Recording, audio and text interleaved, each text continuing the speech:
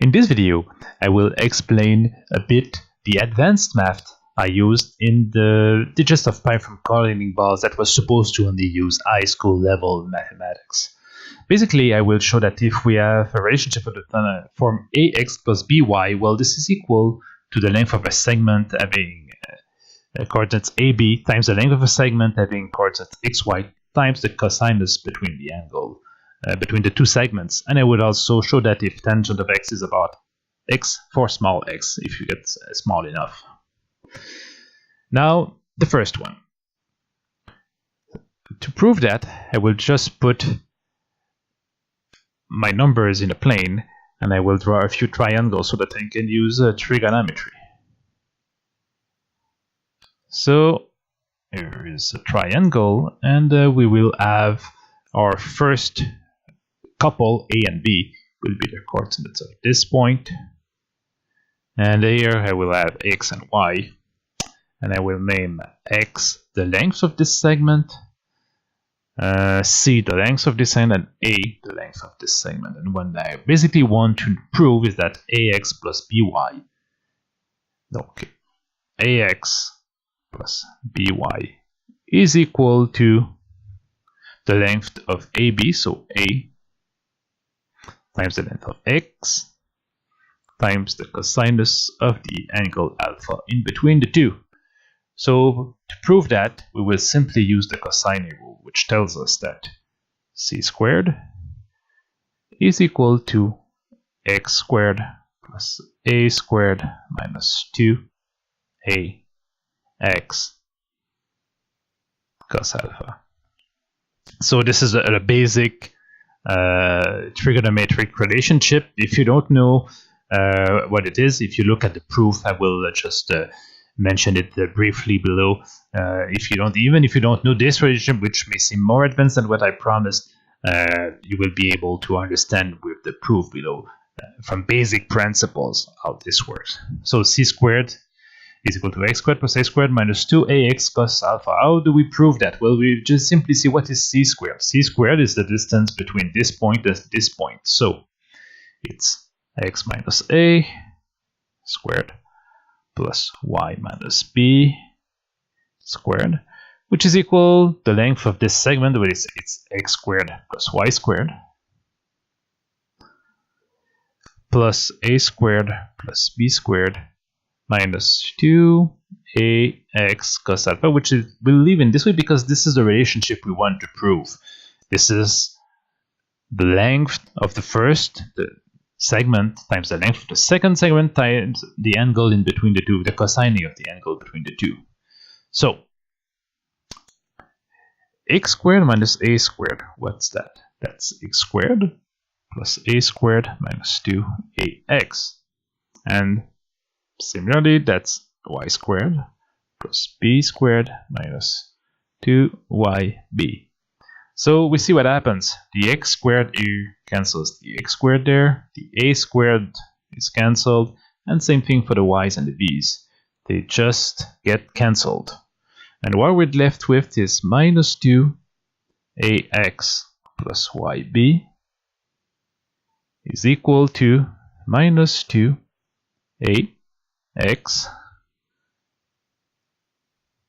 cos, I wrote x, it's alpha, of course, cos alpha.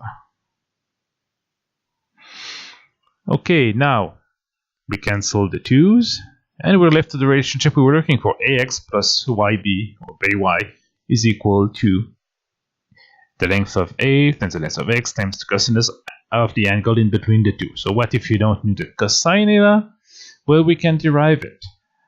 How do you derive the cosine? Well, you just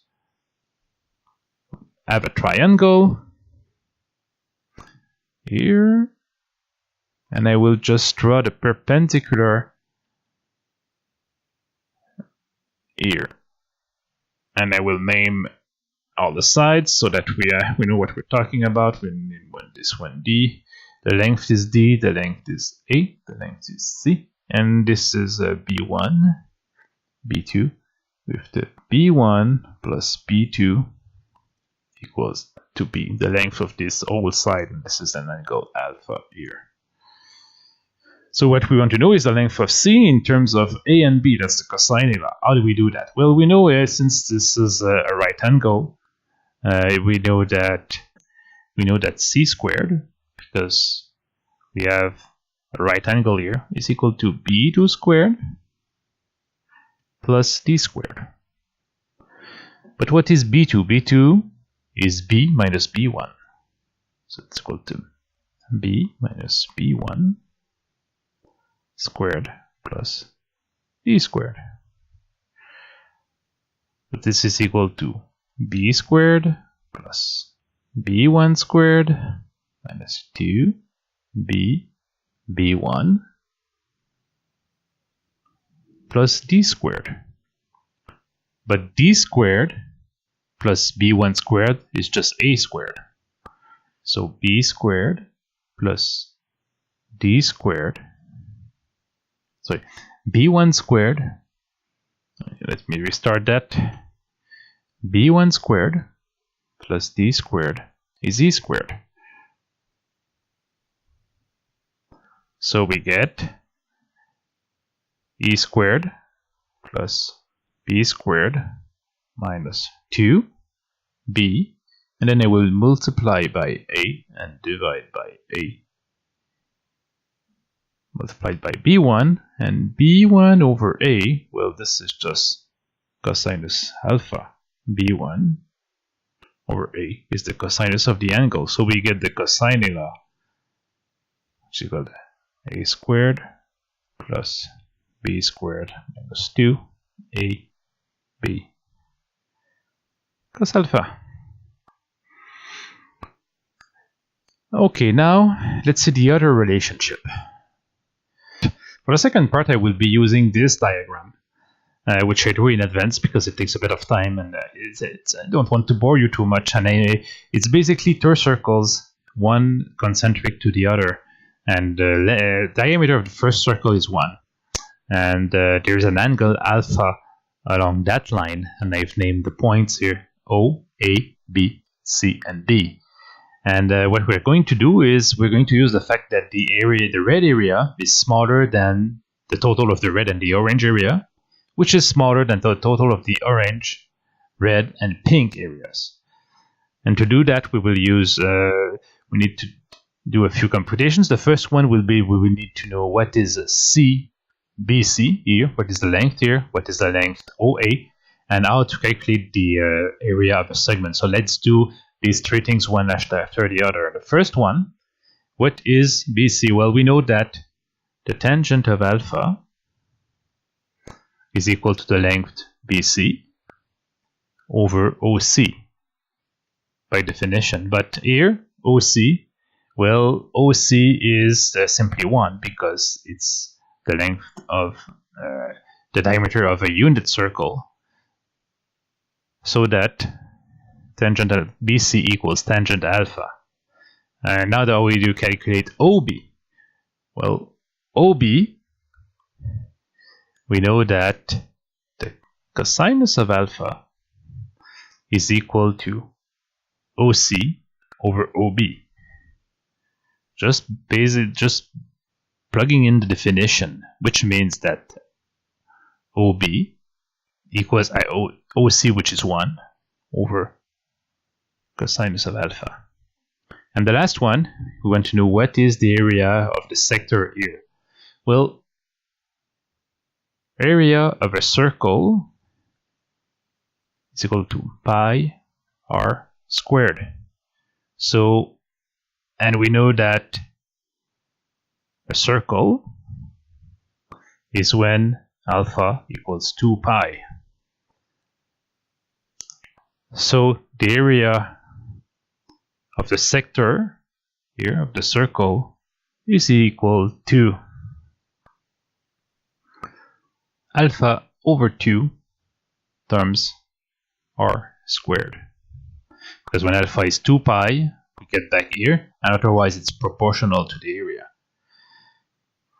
So now we can use all this to put our relationships that we needed. So the area of this sector is simply alpha over 2. And because the radius is 1.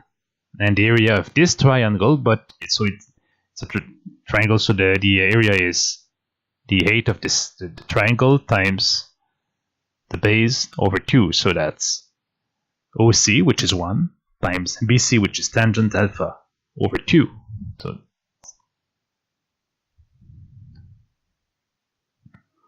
and now here, the radius of this larger segment here, including all 3 colors, is the radius is 1 over cos alpha.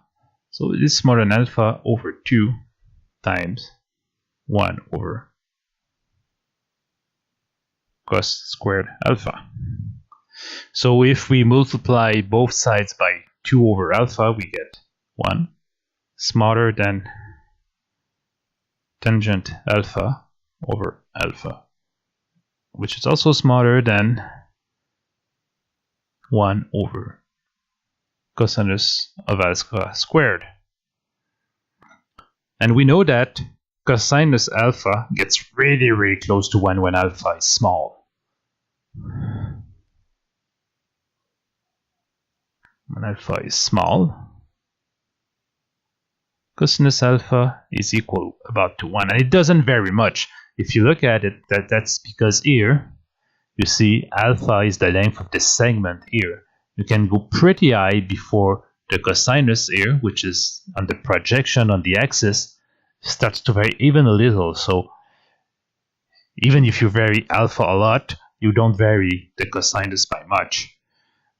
So we can say that alpha small means that tangent alpha over alpha equals about 1, or tangent alpha is equal to alpha. So that's the only other thing you needed. Thank you, and if you haven't seen the first video, the one about the digits of pi, I invite you to take a look at it.